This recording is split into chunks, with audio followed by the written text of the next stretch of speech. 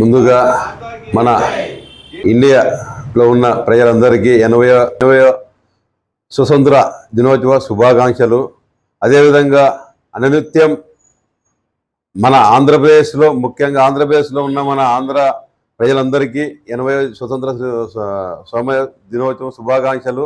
అదేవిధంగా ఇండియా కోసం మన బీజేపీ పార్టీ నరేంద్ర మోడీ గారు అనుక్షణం పోరాటం చేస్తున్నాడు. ఆయనకి కానీ 80వ శుభాకాంక్షలు. అదేవిధంగా ఆంధ్రప్రదేశ్లో నిత్యం ప్రజల కోసం అందుబాటులో ఉంటూ ప్రజలు బాగుండాలి, ప్రజలు నా కుటుంబం అంటూ ఉన్న మన ప్రియతమ నేత, మన రాష్ట్ర ముఖ్యమంత్రి వర్యులు నారా చంద్రబాబు నాయుడు గారికి, అదేవిధంగా మన ఉప ముఖ్యమంత్రి పవన్ కళ్యాణ్ గారికి, అదేవిధంగా మన ఐటీ శాఖ మంత్రి వర్యులు నారా లోకేష్ బాబు గారికి, అనంతపురం పార్లమెంటు సభ్యులు అంబికా లక్ష్మీనారాయణ గారికి, అదేవిధంగా డైమండ్ ఏ విధంగా అయితే అభివృద్ధి చెందుతుందో మన అనంతపురం శాసనసభ్యులు శ్రీ దగ్గుబాటి వెంకటేశ్వర ప్రసాద్ అన్న గారికి కూడా ఈ స్వతంత్ర దినోత్సవ శుభాకాంక్షలు.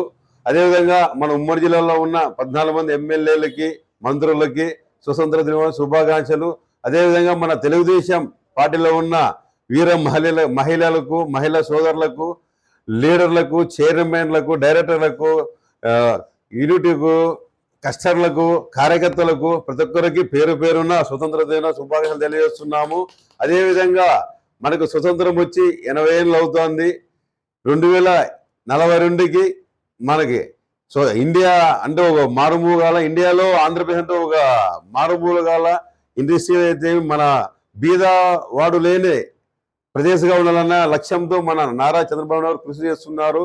దానికి ప్రజలు సహకరిస్తూ ప్రతి ఒక్క తూరి ఎలక్షన్లో ఆయనకి మద్దతు ఇస్తూ ఆయనకి కానీ చాలా ముందుకు దూసుకుపోతున్నారు. అదేవిధంగా మన రాష్ట్రం అభివృద్ధి చెందాలంటే మంచి లీడర్ ఉండాలి, మంచి నాయకుడు ఉండాలి. ఆ లీడర్ ఎవరంటే మన చంద్రబాబు నాయుడు గారి ఆధ్వర్యంలోనే బాగుపడుతుందని చంద్రబాబు తెలియజేస్తూ మరొకసారి ఈ స్వతంత్ర దిన శుభాకాంక్షలు తెలియజేస్తున్నా.